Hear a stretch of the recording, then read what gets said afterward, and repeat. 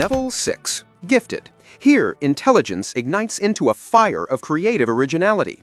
Giftedness, marked by IQ scores typically above 145, is more than just exceptional analytical ability.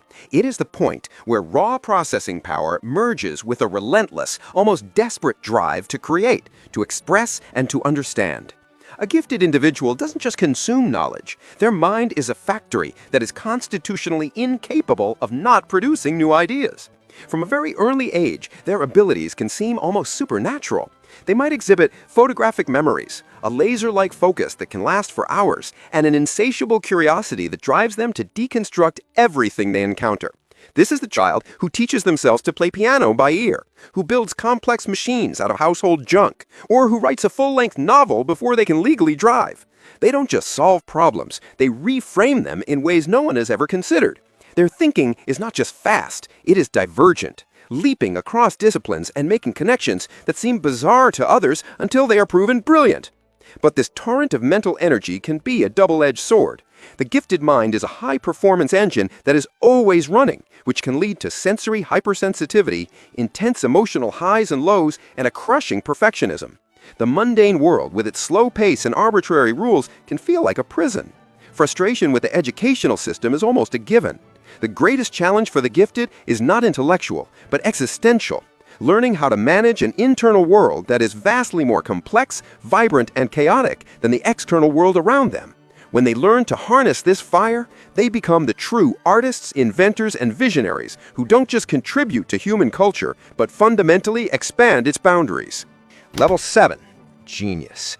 Genius is not the next step on the ladder. It is a different ladder entirely. This level of intelligence, found in perhaps 1 in a million people, doesn't just operate within existing systems of thought. It creates new ones. A genius doesn't just play the game better than anyone else. They change the rules of the game for everyone. Think of Einstein, who didn't just solve equations about space and time, but fundamentally redefined what space and time are. Think of Ramanujan, who saw mathematical theorems in his dreams that professional mathematicians took decades to prove. The architecture of a genius mind is different. It doesn't just run faster. It runs sideways. It runs in reverse. It makes connections that defy all known logic. It is a mind that asks questions no one else has even thought to formulate. Why does this rule exist? What if the foundational assumption everyone accepts is wrong? This is the source of true paradigm shifts in science, art, and philosophy. The world is permanently altered in their wake. But to the person who possesses it, genius is rarely a gift. It is an experience of profound, almost absolute isolation. The speed of their thought is so immense that communication becomes a constant act of translation, of simplifying revolutionary ideas into a language that ordinary minds can even begin to grasp. And history shows us that geniuses are almost always punished before they are praised. Their ideas are too radical, their questions too threatening, their vision too far ahead of its time.